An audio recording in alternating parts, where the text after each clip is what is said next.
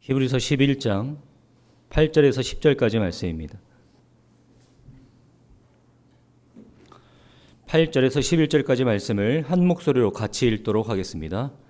믿음으로 아브라함은 부르심을 받았을 때에 순종하여 장래의 유업으로 받을 땅에 나아갈새 갈 바를 알지 못하며 나아갔으며, 믿음으로 그가 이방의 땅에 있는 것 같이 약속의 땅에 거류하여 동일한 약속을 유업으로 받은 이삭 및 야곱과 더불어 장막에 거하였더니, 이는 그가 하나님이 계획하시고 지으실 터가 있는 성을 바랐음이라. 아멘.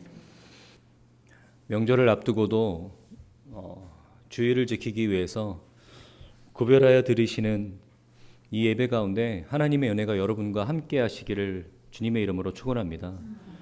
특별히 하나님의 지혜가, 하나님의 말씀을 깨닫는데 무리 없이 하나님의 은혜가 우리 가운데 전해질 수 있도록 성령님의 인도하심을 이 시간 구하며 이 예배를 함께 드리려고 합니다.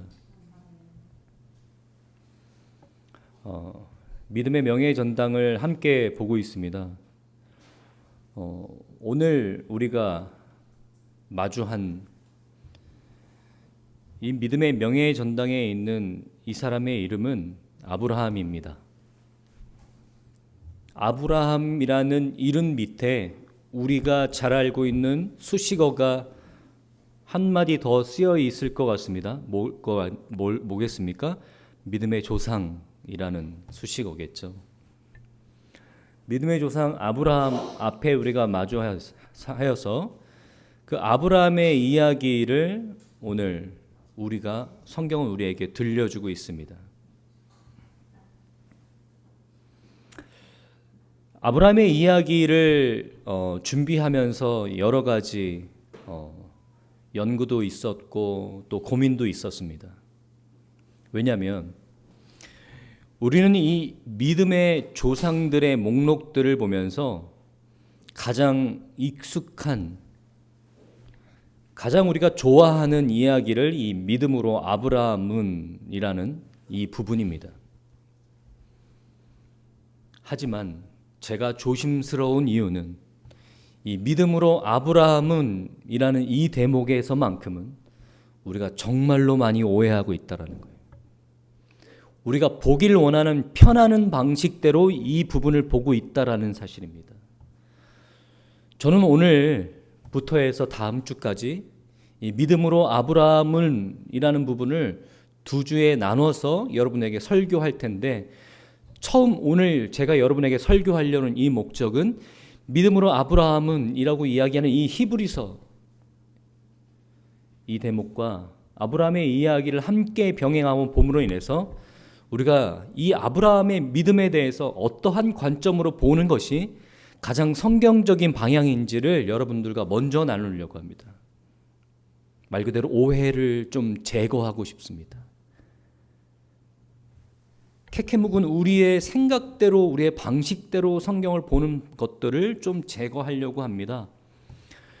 오늘 이 대목을 읽으면서 누구나 할 것 없이 우리는 어떻게 읽냐면, 믿음으로 아브라함은 부르심을 받았을 때 순종하여, 다른 부분은 모르겠지만 이 부분에 가서는 우리가 이 아브라함의 부분에서는 어떻게 받아들이냐면, 아브라함의 영웅담, 아브라함은 어떻게 해서 믿음의 조상이라는 호칭을 받게 됐는지, 나도 아브라함처럼 순종하여, 나도 아브라함처럼 믿음이 커지길 원한다. 하나님으로부터 믿음을 인정받기를 원한다.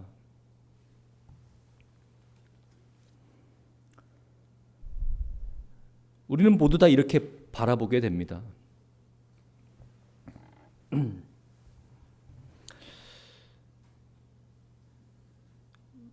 실제로 히브리서 11장을 읽다 보면 히브리서 11장이 우리에게 그렇게 보여주고 있는 것 같습니다. 믿음으로 아브라함은 부르심을 받았을 때 순종했다. 갈 바를 알지 못했지만 순종해서 그 길을 나아갔다. 과연 믿음이라는 정의를 내리고 있으면서 히브리서 독자들에게 또 우리들에게 믿음은 이런 것이다라고 성경은 우리에게 보여주고 있는 의도일까요? 저는 여러 번 믿음에 대해서 여러분에게 오해하지 말아달라고 말씀드렸던 적이 있습니다. 믿음은 기독교식 돌을 닦는 것이 아닙니다. 많은 사람들이 이렇게 생각하시는 것 같기도 합니다. 연수가 오래되면 믿음이 자라는, 믿음이 좋은 것. 뭔가 내가 돌을 오래 닦으면 내가 뭔가를 깨우치는 것처럼 믿음이라는 것은 나같이 초신자들이나 나같이 이 신앙생활의 연수가 적은 사람들은 아직 좀 미약해. 저렇게 교회를 오래 다니고 또는 직분이 높고 또는 기도를 하면 앉아있는 그 자리에서 오래 할 줄 아는 사람들이 믿음이 좋은 사람들이야 라는 식으로 기독교식 돌을 닦는 거라고 생각합니다.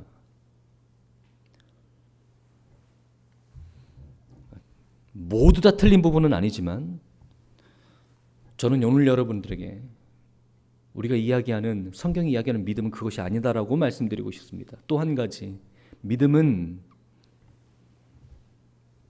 우리가 얻고자 하는 것들을 얻어내기 위한 우리의 방식, 열정, 우리의 헌신, 희생이라고 생각하는 것 같습니다.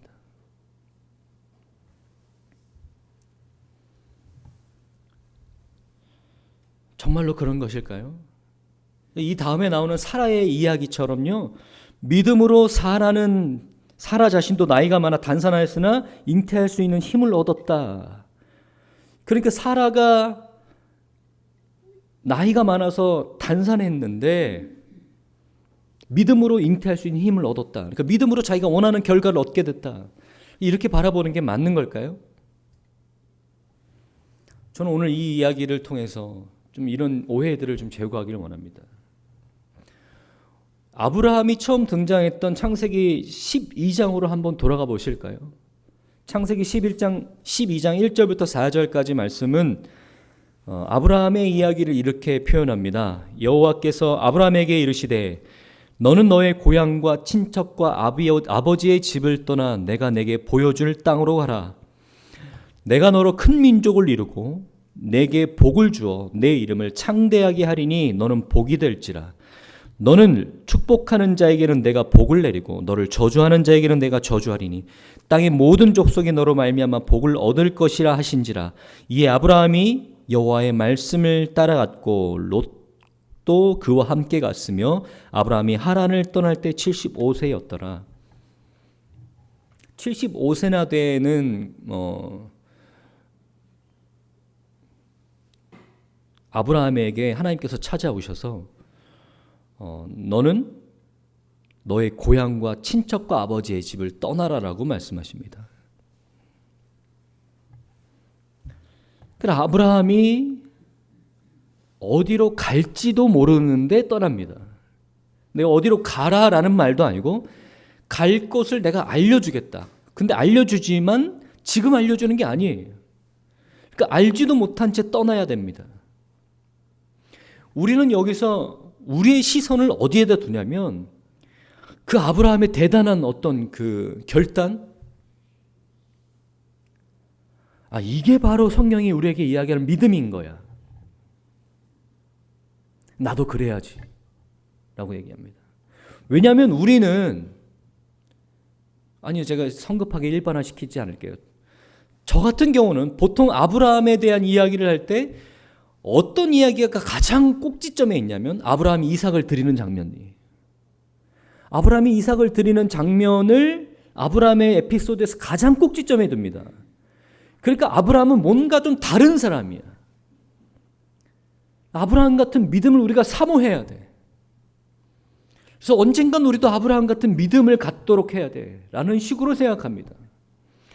그런데 여러분, 이 창세기 12장의 문구의 표현들을 한번 보세요. 뭐라고 얘기하냐면 여호와께서 아브라함에게 이르시되, 하나님께서 아브라함에게 찾아오셨어요.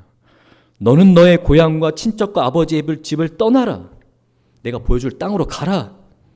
하나님께서 나타나셔서 말씀하십니다. 내가 너로 큰 민족을 이루고 내게 복을 주어 내 이름을 창대하게 하겠다. 너는 복이 될지라. 하나님께서 그 계획을 말씀하십니다. 너를 축복하는 자에게는 내가 복을 내리고 너를 저주하는 자에게는 내가 저주하리니 땅의 모든 족속이 너로 말미암아 복을 얻을 것이라 하신지라 라면서 약속하십니다. 그러면서 맨 마지막에 한 구 나옵니다. 이에 아브라함이 여호와의 말씀을 따라갔고. 성경이 지금 우리에게 뭐라고 표현하고 있죠? 하나님께서 아브라함에게 찾아오셨고 말씀하셨고 언약을 세우셨어요. 그의 아브라함이 따라가게 됩니다. 아니 하지만 목사님 너무나 억지 주장을 세우고 있다라고 생각하시겠죠. 왜냐하면 우리는 이 히브리서 이 믿음의 선진들에 대한 이야기를 할 때 그 사람들이 어떻게 했냐라는 관점으로 이야기할 때 훨씬 더 말하는 사람도 편하고 듣는 사람도 편합니다. 그래서 여러분 이렇게 합시다라고 설교를 끝내면 우리 다 개운합니다. 하지만 그게 과연 성경이 이야기하는 믿음에 관한 관점일까요? 제가 이렇게 설교한다 할지라도 여러분 제가 아닌 다른 사람들이 아브라함을 설교할 때 어떻게 설교했는지를 한번 참고해 볼까요? 여호수아가 그 말년에 가나안 땅 앞에서 이스라엘 백성들에게 아브라함의 이야기를 인용해서 설교합니다. 여호수아서 24장 2절부터 3절입니다. 여호수아가 그들도 다 알고 있는 아브라함에 대한 이야기를 어떻게 표현하는지 잘 보세요.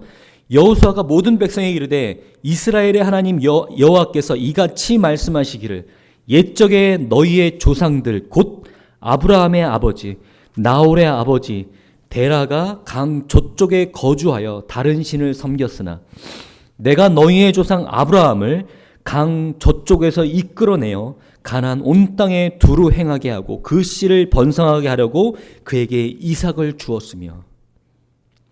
지금 3절에 내가라고 하는 건 하나님을 얘기하는 거예요. 내가 너희의 조상 아브라함을 강 저쪽에서 이끌어내어서 가나안 땅 온 땅에 두루 행하게 하고 그 씨를 번성하게 하려고 그에게 이삭을 주었다. 자, 그런데 이 아브라함이 어떨 때 하나님께서 그렇게 하셨다고요? 어떨 때 나홀의 아버지 데라가 강 저쪽에서 거주하여 다른 신을 섬겼으나. 데라가 누군지 아시죠? 아브라함의 아버지예요. 하란까지 동행합니다. 하란에서 아버지 데라를 죽게 됩니다. 하란 이후부터는 아브라함이 혼자 하나님과 동행하게 됩니다. 그러니까 본토 친척 아비집을 떠나라고 했을 때 애초에 그 길을 인도했던 리더가 누구냐면 데라예요.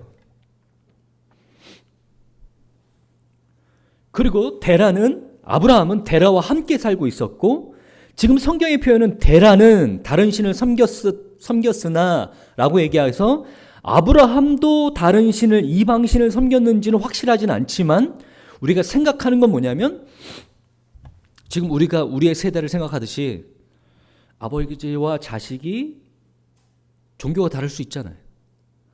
그건 우리 생각이고요. 그건 우리 세대의 관점이고요. 초기 인류가 그 시족 국가, 그러니까 그 아버지로부터 모든 것들이 흘러나오는 그 가족 중심의 이 공동체에서 아버지와 아들이 종교가 다르다고요? 섬기는 신이 다르다고요? 우리는 충분히 유추할 수 있습니다. 하나님께서 아브라함에게 나타나셔서 가라고 명령하셨을 때 아브라함은 하나님이 어떤 사람인지 알지 못했을 가능성이 농후합니다. 한 번 더 보겠습니다. 신약에 와서 스데반 집사가 유대인들 앞에서 아브라함을 인용하면서 설교합니다. 사도행전 7장 2절에서 4절입니다. 스데반이 이르되 여러분 부영들이여 들으소서. 우리 조상 아브라함이 하란에 있기 전 메소포타미아에 있을 때 영광의 하나님이 그에게 보여 이르시되 내 고향과 친척을 떠나 내가 내게 보일 땅으로 가라 하시니 아브라함이 갈대아 사람의 땅을 떠나 하란에 거하다가 그의 아버지가 죽음에 하나님이 그를 거기서 지금 따는 이 땅으로 옮기셨느니라. 자, 스데반이 지금 어떻게 표현하고 있죠? 아브라함이 하란에 있기 전 메소포타미아에 있을 때 영광의 하나님이 그에게 보였다. 그래서 그의 아버지가 하란에서 죽음에 하나님이 그를 거기서 너의 지금 사는 이 땅으로 옮기셨느니라. 지금 제가 이야기하기 편한 대로 또는 여러분이 듣기 편한 대로 아브라함은 이렇게 행했습니다. 여러분도 이렇게 행하셔야 됩니다. 우리 모두 다 이런 믿음을 갖기 위해서 노력하십시다 라고 설교를 끝난다면 우리 모두 편하고 속이 시원하겠지만 성경에서 다른 인물들은 아브라함을 그렇게 설교하고 있지 않습니다. 하나님께서 부지간에 있는 아브라함에게 찾아오셔서 영광을 드러내시고 말씀하시고 언약을 세우셨다. 그에게 가라고 명령하셨다. 그가 거부할 수 없는 그 하나님의 인도하심이 있었다. 뿐만 아니다. 그가 약속하신 그 땅에 가기까지 하나님께서 그를 그쪽으로 옮기셨다. 성경은 그렇게 표현하고 있어요.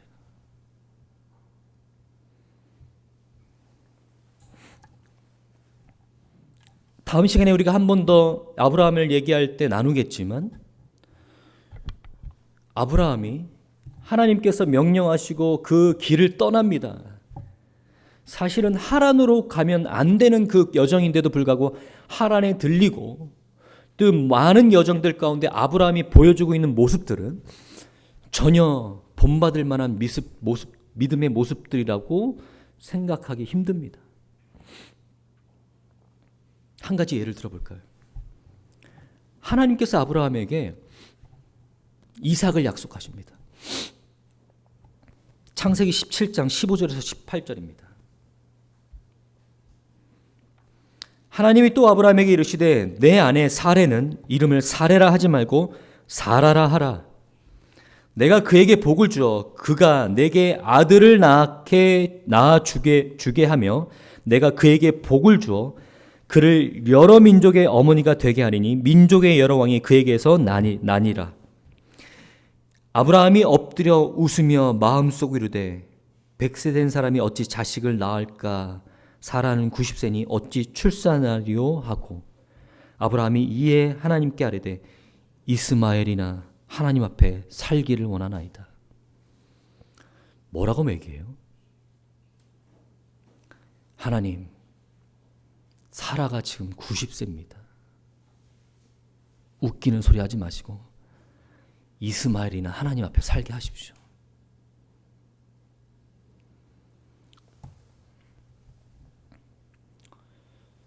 하나님께서 이렇게 말씀하시는데, 하나님께서 이렇게 약속하시는데 아브라함이 뭐라고 반응합니까? 정말 말도 안 되는 반응을 합니다.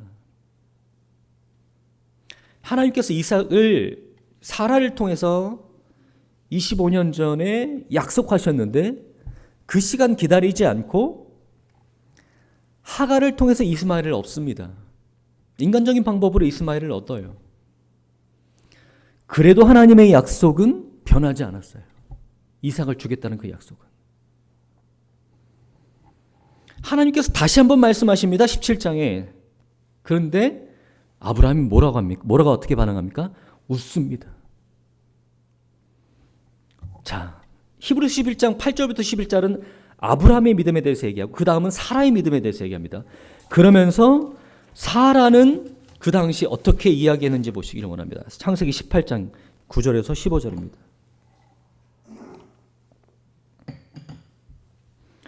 그들이 아브라함에게 이르되 내 아내 사라가 어디 있느냐 대답하되 장막에 있나이다. 그가 이르되 내년 이맘때 내가 반드시 내게로 돌아오리니 내 아내 사라에게 아들이 있으리라 하시니 사라가 그 뒤 장막문에서 들었더라. 사라가 듣게 돼요. 사라가 어떻게 반응하냐면 아브라함과 사라는 나이가 많아 늙었고 사라에게는 여성의 생리가 끊어졌는지라. 사라가 속으로 웃고 이르되 내가 노쇠하였고 내 주인도 늙었으니 내게 무슨 즐거움이 있으리요.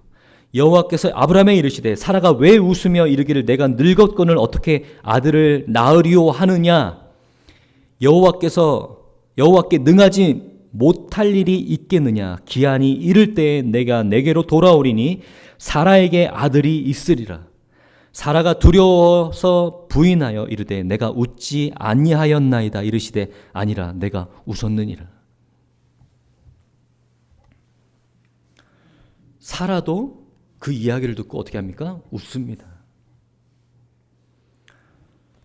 그런데 오늘 이 히브리서는요, 어떻게 기록하고 있냐면, 제가 병행 구절에 띄우지 않았지만 믿음으로 사라 자신도 나이가 많아 단산하였으나 잉태할 수 있는 힘을 얻었으니, 이렇게 표현합니다. 이는 약속하신 일을 미쁘신 줄을 알았음이니라.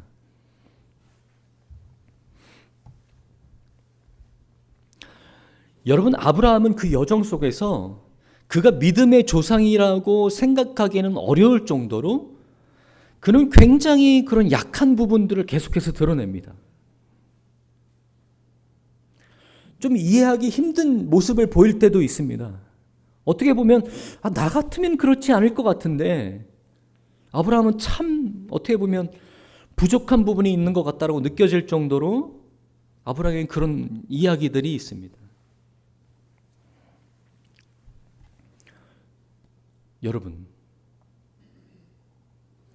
우리는 이런 이야기들을 다 놓친 채 그저 히브리서 11장의 이야기들의 인용구만을 우리의 마음속에 두며 믿음이란 것은 내가 하나님 앞에서 행해야 될 어떠한 행위와 결단,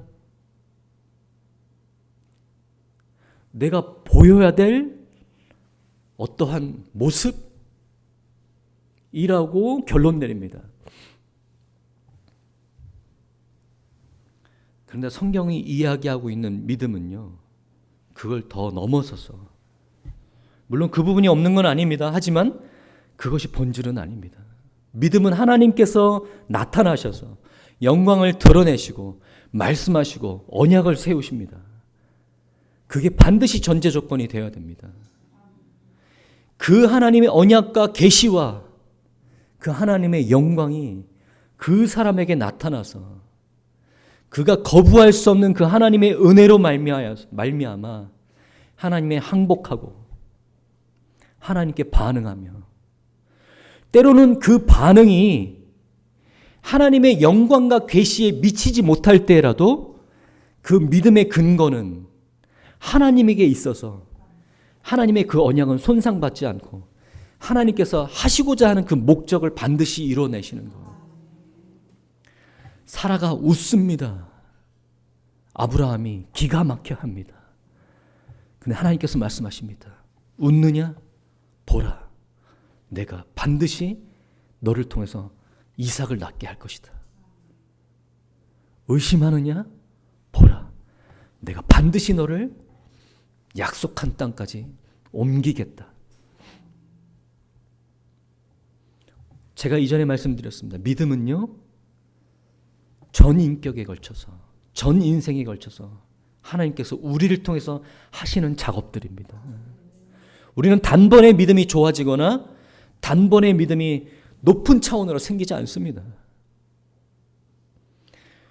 우리는 데라처럼, 아브라함처럼, 사라처럼 하나님이 누군지도 몰랐을 때 하나님 우리에게 찾아오셔서 하나님 자신을 우리에게 계시하시고 알려주시고 말씀하여 주셔서 그 조금 하나님을 알게 되고 그 하나님의 미세한 음성을 따라 여기까지 왔습니다.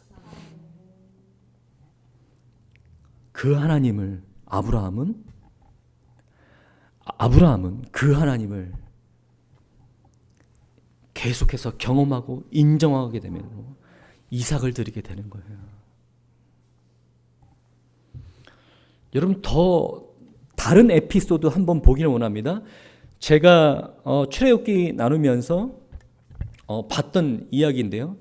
여러분, 이스라엘 백성들한테 당신들에게 있어서 가장 뛰어난 영적 지도자 누구냐라고 한 명만 뽑으라 그러면 누구 뽑겠습니까? 모세 뽑습니다. 이스라엘의 가장 역사적인 뛰어난 영적 지도자 모세를 하나님께서 부르셨을 때 모세는 어떻게 했는지 보십시오. 출애굽기 3장 4절에서 10절입니다. 여호와께서 그가 보려고 돌이켜 오는 것을 보신지라 하나님이 떨기나무 가운데서 그를 불러 이르시되 모세야 모세야 하시매 그가 이르되 내가 여기 있나이다. 하나님이 이르시되 이르 가까이 오지 말라. 내가 선 곳은 거룩한 땅이니 내 발에서 신을 벗으라. 또 이르시되 나는 내 조상의 하나님이니 아브라함의 하나님, 이삭의 하나님, 야곱의 하나님이라. 모세가 하나님 배웠기를 두려워하여 얼굴을 가리매 여호와께서 이르시되 내가 애굽에 있는 내 백성의 고통을 분명히 보고 그들의 감독자로 말미암아 부르짖음을 듣고 그 근심을 알고 내가 내려가서 그들을 애굽인의 손에서 건져내고 그들을 그 땅에서 인도하여 아름답고 광대한 땅, 젖과 꿀이 흐르는 땅, 곧 가나안 족속, 헷 족속, 아모리 족속, 브리스 족속, 히위 족속, 여부스 족속의 지방에 데려가려 하노라. 이제 가라. 이스라엘의 자손의 부르짖음이 내게 달하고 애굽 사람이 그들을 괴롭히는 학대도 내가 보았으니 이제 내가 너를 바로에게 보내어 너에게 내 백성 이스라엘 자손을 애굽에서 인도하여 내게 하리라. 출애굽기 3장 4절부터 10절에 하나님께서 모세에게 찾아오셔서 모세를 부르십니다. 그런데 여러분 기억하시지만 모세가 어떻게 반응하죠? 4번이나 거절합니다. 마지막에 뭐라고 얘기하냐면 하나님 제발 보낼 만한 사람을 보내소서. 이렇게 얘기합니다. 혹시라도 제가 천국 가면 피해 다녀야 될 사람이 참 많을 것 같아요. 이렇게 설교했다가는. 신약에서 가장 뛰어난 영적 지도자 그러면 누굴 뽑습니까? 바울을 뽑습니다. 하나님께서 바울에게 처음 나타나셔서 바울을 부르셨을 때 한번 보겠습니다. 사도행전 9장 1절부터 3절입니다. 사울이 주의 제자들에 대하여 여전히 위협과 살기가 등등하여 대제사장에게 가서 다메섹 여러 회당에 가져갈 공문을 청하니 이는 만일 그 도를 따르는 사람을 만나면 남녀를 막론하고 결박하여 예루살렘으로 잡아오려 함이라. 사울이여 스데반 집사가 돌에 맞고 난 직후에 스데반 집사가 죽은 것에 대해서 굉장히 기쁘게 여깁니다. 그러면서 기세가 등등합니다. 스데반 집사가 죽고 나서 바울이 더 기세가 등등해서 공문을 가지고 예수 그리스도를 따르는 모든 자들을 다 잡아들이겠다. 남녀를 막론하고. 3절에 사울이 길을 가다가 다메섹에 가까이 이르니 호련히 하늘로부터 빛이 그를 둘러 비추는지라. 그러고 내려가는데 다메섹 길가에서 예수님을 만나요.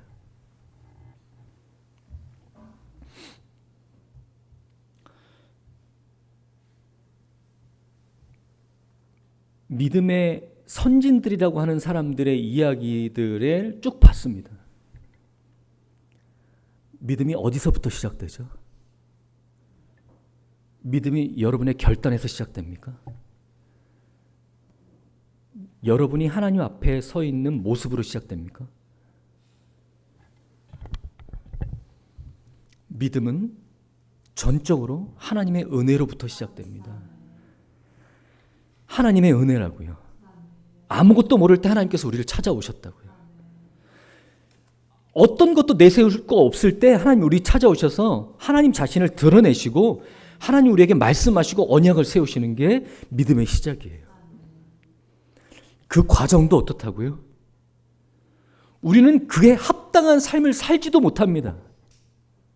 그런데 하나님께서 그럼에도 불구하고 하나님의 언약을 거두지 않으세요. 반드시 어떻게 표현합니까? 성경은 내가 그를 옮기겠다.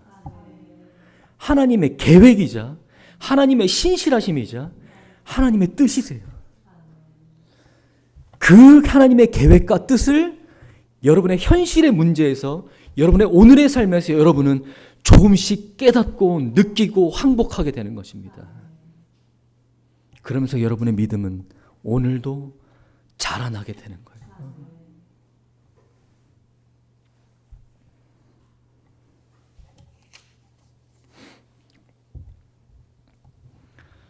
성경은 이렇게 얘기합니다.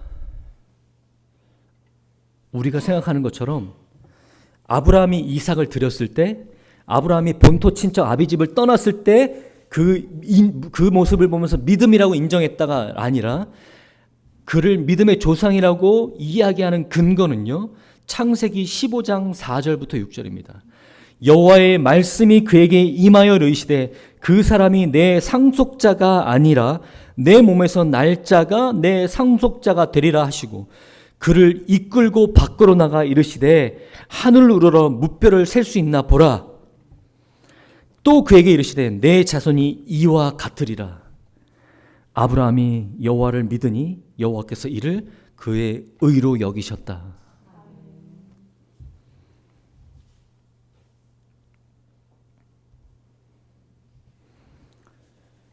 로마서에 믿음에 대해서 어떻게 정의하는지 한번 보시겠습니다. 4장 13절입니다. 아브라함이나 그 후손에게 세상의 상속자가 되리라고 하신 언약의 율법으로 말미암은 것이 아니요 오직 믿음의 의로 말미암은 것이니라. 풀어서 설명드릴게요. 세상의 상속자가 되리라고 하신 언약의 율법으로 말미암은 것이 아니다. 뭐라고 말미암았다고요? 믿음의 의로 말미암았다. 이게 지금 뭘 얘기하고 있는지 아세요? 행위가 아니다. 행위의 법칙이 아니다. 너희의 행위를 보고 내가 믿음이라고 인정하는 것이 아니다. 받아들여지세요?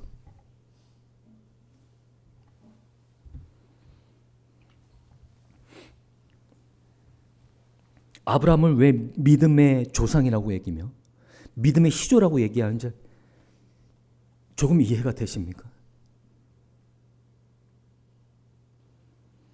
아브라함에게 했던 내 계시, 내 언약, 내 인도하심, 그것을 통해서 그것을 믿음으로 여기고 의로 여기신 하나님께서 오늘날 우리에게도 동일하게 동일한 기준으로 그것을 믿는 자에게 그것을 의로 여기겠다라고 말씀하시는 거예요. 제 얘기를 하고 끝내겠습니다. 수년간 믿음 없는 사람으로 살았습니다. 목사님 자녀로 모태신앙으로 살았으면서도 수년간 믿음 없는 사람으로 살았어요. 믿음 없는 채로 신학교 갔습니다. 믿음이 없는데 소명이 어디 있겠습니까? 소명 달라고 하나님께 기도했습니다. 제 억지를 하나님께서 들어주셨어요. 소명을 주셨습니다. 뛸 듯이 기뻤습니다. 모든 것이 다 끝났다고 생각했습니다. 이제 나는 완벽해질 거라고 생각했습니다. 하지만 제 인생은 그렇지 않았어요.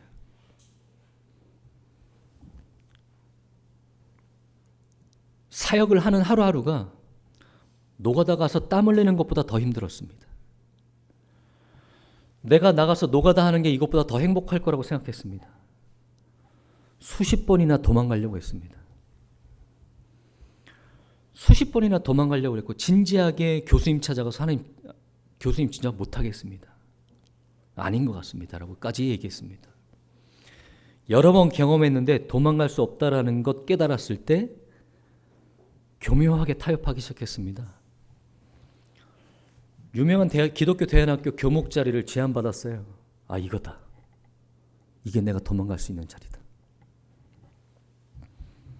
하나님 그것도 막으셨어요. 그 다음 제가 하나님께 말했습니다. 하나님, 교수 되겠습니다. 공부 더해서 교수하겠습니다. 하나님 그 길도 막으셨어요.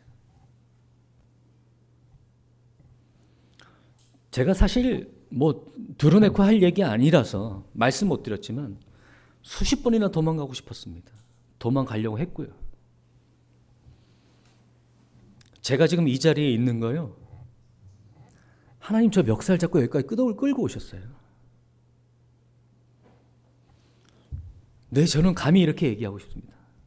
하나님 멱살 잡고 저를 여기까지 끌고 오셨습니다. 저는 그 하나님을 믿음으로 오늘 서 있습니다. 내 부족함이나 내 결단이나 내 살아가는 모습이 아니라 하나님께서 나를 부르셨으니 나를 끝까지 인도하시는 그 하나님의 신실하심, 그 살아계신 하나님의 역사하심, 저는요, 도망가는 그 순간에도, 다른 걸 계획하고 있는 그 순간에도요, 배우고 또 배웠어요.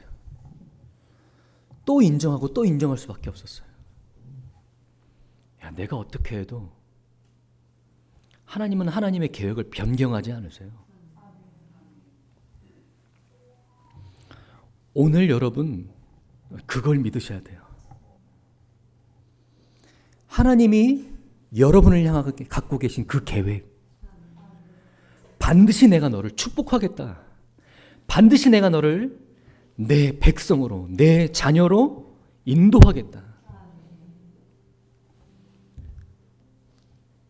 수십 년 전에 너에게 찾아왔던 그 하나님께서 그날 맺으셨던 그 약속 오늘도 잊지 않으시고 우리를 인도하고 계십니다. 그거 믿으셔야 되는 거예요. 그거 붙잡으시는 거예요.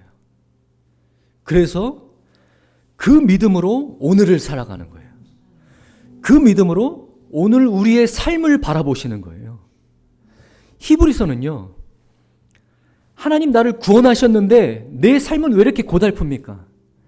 구원 이후의 삶은 왜 내 삶 가운데 고난밖에 없습니까? 라는 유대인들, 크리스찬들을 향해서 쓴 글입니다. 그 크리스찬을 향해서 히브리서는 이렇게 얘기합니다. 믿음으로 아브라함은 갈 바를 알지 못했는데 그를 하나님께서 인도하셨어요. 그런데 잘 들어보세요. 그는요, 마지막까지 살 땅 한 평도 못 얻습니다. 끝내 그뿐만 아니라 그의 자식까지 장막에서 삽니다. 뭘 얘기하고 싶냐고요?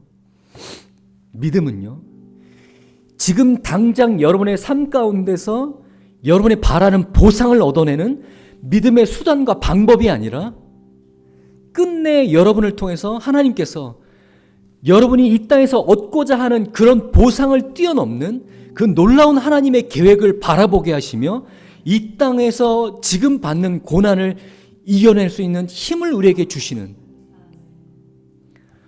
그 힘, 그 능력, 그 하나님의 계획하심이다. 그 하나님의 놀라우신 계획과 약속이 지금 고난 속에 있는 여러분 가운데서도 변함없이 이루어져 가고 있으니 여러분 이겨내십시오. 여러분의 믿음을 고작 위험을 회피하기 위한 어떤 수단으로 사용하지 마시고 지금 여러분이 받고 있는 고난 속에서도 하나님의 계획과 언약은 전혀 변함없이 흘러가고 있습니다. 여러분 이겨내십시오. 하나님께서 그를 찾는 자에게 반드시 보상하시는 분입니다. 그러한 믿음으로 사시는 여러분 되시길 바랍니다. 우리의 가는 길 주님께서 아십니다. 그 계획 가운데 하나님께서 우리를 오늘도 변함없이 신실하심으로 완벽하게 이끌고 가고 계십니다. 우리 삶이 우리가 보기에 실패 같아 보여도요, 우리가 보기에는 잘못된 길 같아 보여도 하나님의 계획은 전혀 문제 없습니다. 오늘 이 길에서 그 하나님 인정하시며 한 걸음 더 믿음으로 나아가시는 여러분 되시길 바랍니다.